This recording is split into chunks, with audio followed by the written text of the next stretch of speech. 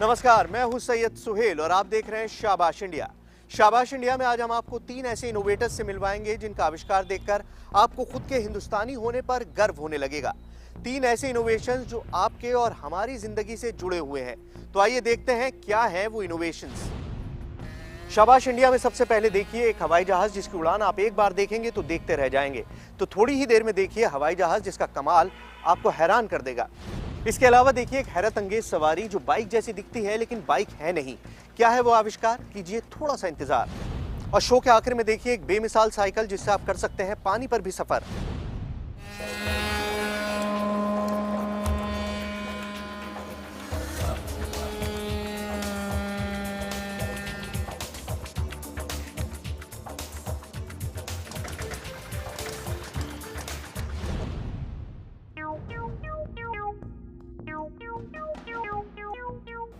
बचपन से मेरा सपना था कि मैं फाइटर पायलट बनूं और हवाई जहाज उड़ाऊं। सपना तो पूरा नहीं हो पाया, लेकिन फिर भी मैंने हार नहीं मानी। अपना एक एक पैसा जमा किया और आखिरकार 2 साल की कड़ी मेहनत के बाद वो हवाई जहाज बना ही लिया। आप गलत समझ रहे हैं, ये वो हवाई जहाज नहीं है और ना ही ये मेरी कहानी है। मैं बात कर रहा हूँ हमारे अगले इनोवेटर की, जिन्होंने अपने पैसे और अपनी मेहनत के बल पर एक हवाई जहाज बना लिया। लेकिन हाँ, ये मेरा ही जहाज है।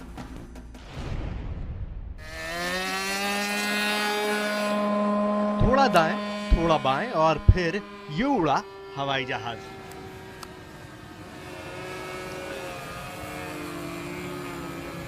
ये बच्चों का कोई खिलौना नहीं है, बल्कि एक ऐसा इनोवेशन है जिसे देखकर आपको हिंदुस्तान के हुनर पर गर्व होगा।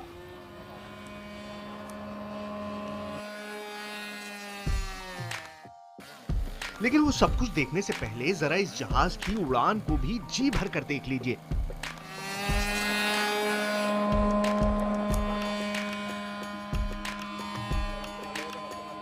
अभी तो आपने सिर्फ इस जहाज की उड़ान देखी है, अब जरा लैंडिंग भी देखिए।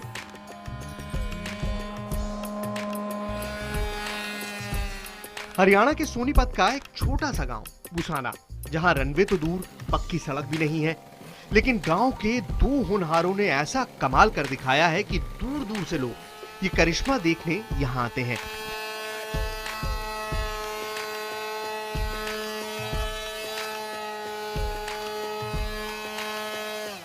ये कोई रिमोट कंट्रोल वाला चाइनीज खिलौना नहीं है, बल्कि इस हवाई जहाज को रविंद्र भाटी और राहुल मान ने खुद अपने हाथों से बनाया है।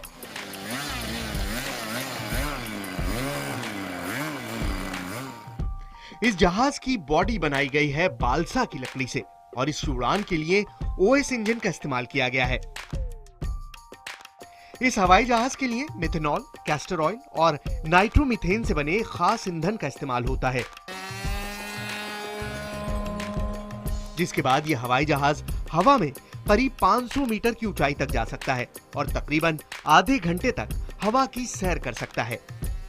रही बात कंट्रोल की, तो इसे एक रिमोट के जरिए ऑपरेट किया जाता है। हमें तो कभी फाइटर प्लेन देखा नहीं, मूवीज में ही देखा है। तो कुछ मूवीज आती थी तो हमें भी मतलब मन में सभी का होता है, देखो बचपन से हर किसी को होता है कि भाई बड़ा होके मैं कुछ बनूंगा। तो बस हमारा एक ही सपना था कि एयरफोर्स में जाके फाइटर पायलट बने। तो उसी के लिए फिर हमें मतलब ट्राई तो हमने की थी पहले से ही, लेकिन सक्सेस नहीं मिली। तो उसमें तो फिर हमने थोड़ा इसके प्लेन के बारे में नॉलेज लेने के लिए हमने एनसीसी ज्वाइन की थी। अब सवाल ये कि आखिर इस इनोवेशन का मकसद क्या है। दरअसल ये हवाई जहाज हर वो काम कर सकता है जो ड्रोन कर सकता है। साफ लफ्जों में कहें तो ये जहाज भी बस एक किस्म का ड्रोन है, यानी देश की सरहदों पर यह जहाज सेना के किसी सिपाही की तरह निगरानी कर सकता है। यही नहीं, इस ड्रोन को खुफिया एजेंसियां जासूसी के लिए भी इस्तेमाल कर सकती हैं। अब जरा बात आम लोगों की, तो उनके लिए भी ये जहाज बड़े काम की चीज है। खेतों में दवा के छिड़काव के लिए अब किसानों को खेतों में दिन भर घूमने की जरूरत नहीं होगी, बल्कि एक रिमोट कंट्रोल के जरिए किसान दूर से बैठकर ही खेतों की निगरानी और दवा का छिड़काव कर सकते हैं। इस जहाज में अगर कैमरा फिट कर दिया जाए तो ये शूटिंग और दुर्गम स्थानों की तस्वीरें लेने का भी काम कर सकता है।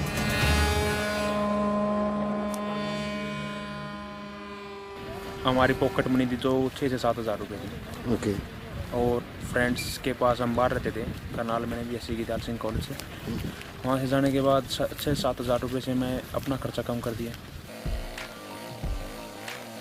राहुल और रविंद्र बचपन से पायलट बनने का सपना देख रहे थे। घर में पैसों की तंगी ने वो सपना पूरा नहीं होने दिया, मगर जहां चाह वहां राह भी निकल ही आती है। कंप्यूटर साइंस की पढ़ाई करते करते इन दोनों ने हवाई जहाज बनाने की तरकीब सीखी।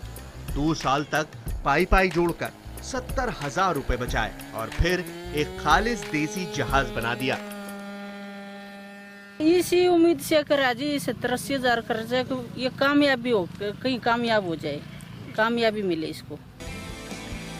इस करिश्मे के बाद सिर्फ परिवार ही नहीं बल्कि पूरे गांव को इन दोनों होनहारों पर नाज है। कुछ इनोवेटिव हुआ है, जैसे गांव में बैकवर्ड एरिया होता है तो इतना कुछ मतलब अवेयरनेस नहीं होती, लेकिन भाई ने किया है तो अच्छा था, इसलिए देखने आए थे। वैसे इन दोनों का मिशन अभी खत्म नहीं हुआ है, बल्कि ये लोग अब सौर ऊर्जा से चलने वाला हवाई जहाज बनाने की कोशिश में जुटे हैं। हम भी वादा करते हैं जैसे ही इनकी कोशिश कामयाब होगी, इनके नए आविष्कार के साथ हम हाजिर हो जाएंगे। जब आप हवाई जहाज की उड़ान में खोए थे तो मैं ये सोचने में बिजी था कि जो हमारा अगला इनोवेशन है उसके बारे में मैं आपको बताऊं क्या। गुजरात के जो हमारे इनोवेटर हैं उन्होंने जो आविष्कार किया है उसका नाम तय कर पाना बड़ा मुश्किल है। असल में आविष्कार बहुत 2 in 1 है। तो मैं तो कोशिश करके हार चुका हूं। अब आप खुद इस इनोवेशन को देखिए और समझिए कि इसको नाम क्या दिया जाए।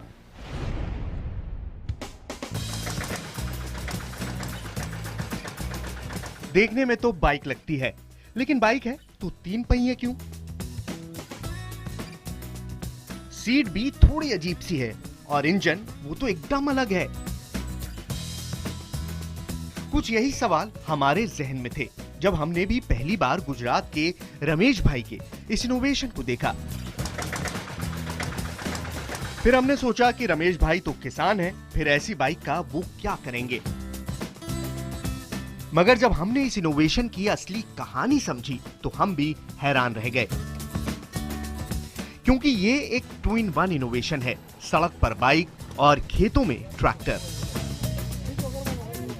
रमेश भाई सिर्फ 7वीं क्लास तक पढ़े हैं, लेकिन गाड़ी के कलपुर्जों की अच्छी खासी समझ रखते हैं। लंबे वक्त से अपने खेतों के लिए ट्रैक्टर खरीदना चाह रहे थे, लेकिन जेब ने इजाजत नहीं दी।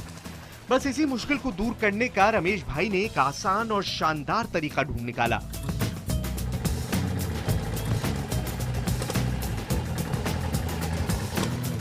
बाइक बॉडी, ऑटो रिक्शा का इंजन और मारुति वैन के गियर बॉक्स जैसे स्पेयर पार्ट्स को जोड़कर एक मिनी ट्रैक्टर बना डाला।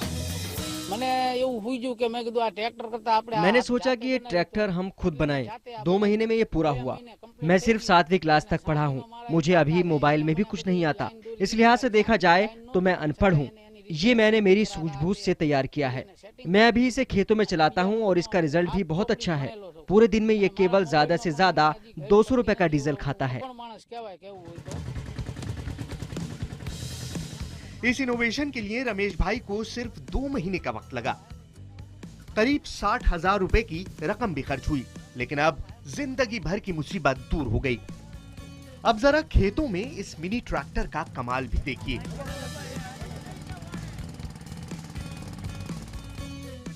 थोड़े से जुगाड़ के बाद ये मिनी ट्रैक्टर भी खेतों की कुछ वैसी ही जुताई कर लेता है जैसा बड़ी बड़ी कंपनियों के ट्रैक्टर करते हैं, यानी लागत भी कम और रोज का खर्च भी कम।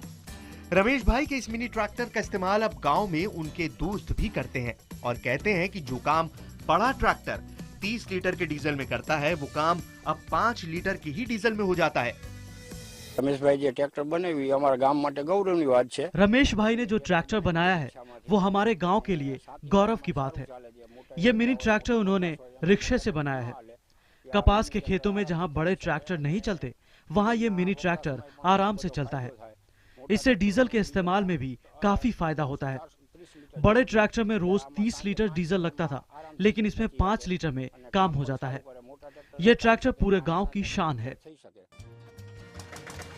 यकीन ही नहीं होता कि एक शख्स जो सिर्फ 7वीं क्लास तक पढ़ा है, जिसे विज्ञान की कोई समझ नहीं, जिसके लिए शहर की जिंदगी भी दूर की कौड़ी है, वो शख्स अपनी जरूरत को पूरा करने के लिए ये बेमिसाल आविष्कार कर सकता है। अब तक आपने जादूगरों को पानी पर चलते देखा होगा। उनको देखकर लगता है कि यार ये कैसे मुमकिन है, लेकिन ऐसा मुमकिन है। हमारे ही देश के एक इनोवेटर ने एक ऐसा इनोवेशन किया है जिसके सहारे आप पानी पर चल सकते हैं। इनफैक्ट चल नहीं सकते, दौड़ भी सकते हैं। क्या है ये शानदार आविष्कार, हम आपको दिखाएंगे। वेलकम बैक टू शाबाश इंडिया। मैंने आपसे कहा था कि अब आप पानी पर चल सकते हैं, बिना नाव के नदी पार कर सकते हैं और बाढ़ में फंसे लोगों को भी बचा सकते हैं।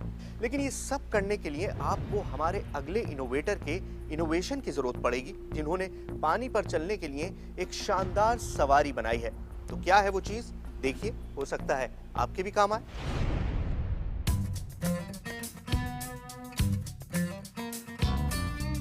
अब पानी कितना भी जोर लगा ले, आपको डुबो नहीं सकता। अब लहरें कितनी भी उफान पर हो, आपको गिरा नहीं सकती,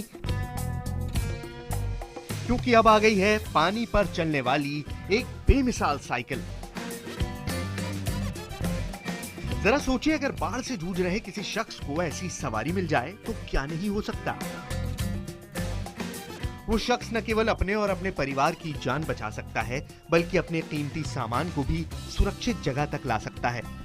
पानी में चलने वाली ये साइकिल विज्ञान के हुनर का छोटा सा कमाल है, लेकिन देश के करोड़ों लोगों के काम आ सकता है। और इसे बनाया है दुर्ग के एक प्रोफेसर पंकज अग्रवाल ने। इस साइकिल के लिए प्रोफेसर पंकज ने जानबूझकर उन सामानों का इस्तेमाल किया है जो गांव में लोगों को आसानी से मिल जाते हैं। घर का जो सामान कबाड़ समझकर फेंक दिया जाता है, उसी सामान को जोड़कर प्रोफेसर पंकज ने गांव के लोगों को ये शानदार तोहफा दिया है। तेल के खाली पीपे और स्टील की कुछ पट्टियों के सहारे इस होनहार ने एक ऐसी साइकिल बनाई है जो पानी में दौड़ सकती है। सिर्फ दौड़ ही नहीं सकती, बल्कि पानी की लहरों पर एक नाव की तरह तैर भी सकती है। जब हमने साइकिल बनाया था तो इस टाइप का कोई पर्पस नहीं था। पर्पस हमारा बिल्कुल विशुद्ध ये था कि हम ग्रामीणों की सेवा करें, ग्रामीण लोगों को इसमें मदद दी जाए। इसीलिए आपने देखा कि घरगुती सामानों से इसको हमने बनाया है, जैसे कि पीपे और स्पोक्स पे हमने फिंस लगाया। तो इसमें कुछ ज़्यादा खर्चा नहीं आता, 500 रुपये में करीब खर्चा आता है। और अगर ये अगर हम एक एक गाँव में एक एक साइकिल सप्लाई कर दें तो इस टाइप की विकट स्थितियों में ग्रामीण लोग एक जगह से दूसरी जगह जा सकते हैं और रोजमर्रा का सामान ला सकते हैं। दरअसल प्रोफेसर पंकज को यह आइडिया तब आया जब एक मंदिर में दर्शन के लिए जाते वक्त वो खुद एक मुसीबत में फंसे और नदी पार करने का उनके पास कोई दूसरा रास्ता नहीं था। यहाँ का एक मंदिर है छातागढ़, बड़ा फेमस, वहाँ जाना पड़ा किसी काम से। तो मैं अपने मित्र के साथ जा रहा था, तो हम लोग जब कुछ दूर पहुँचे तो ये स्थिति आ गई। उस दिन शिवनाथ नदी ओवरफ्लो थी और हम इस कारण मंदिर के दर्शन नहीं कर पाए। और वहीं खड़े खड़े मुझे मन में विचार आया कि शायद कोई ऐसा तरीका हो जिससे हमारी बाइक भी पानी पे चल सके। प्रोफेसर पंकज ने साइकिल को बनाने की कला गांव वालों को भी सिखा दी है, ताकि जरूरत पड़ने पर गांव के लोग भी खुद ये 2-in-1 साइकिल बना पाए। शाबाश इंडिया में आज बस इतना ही। अगले हफ्ते इसी वक्त हम फिर हाजिर होंगे, कुछ ऐसे ही इनोवेटर्स, कुछ ऐसे ही इनोवेशंस लेकर, जिन्हें देखकर आप भी कहेंगे शाबाश इंडिया। अगर आपने या आपके पास किसी ने भी कोई आविष्कार किया है तो आप हमसे संपर्क कर सकते हैं। हमारी ईमेल आईडी है shabashindia@network18online.com। इसके अलावा आप हमारे #शाबाश इंडिया पर ट्वीट भी कर सकते हैं।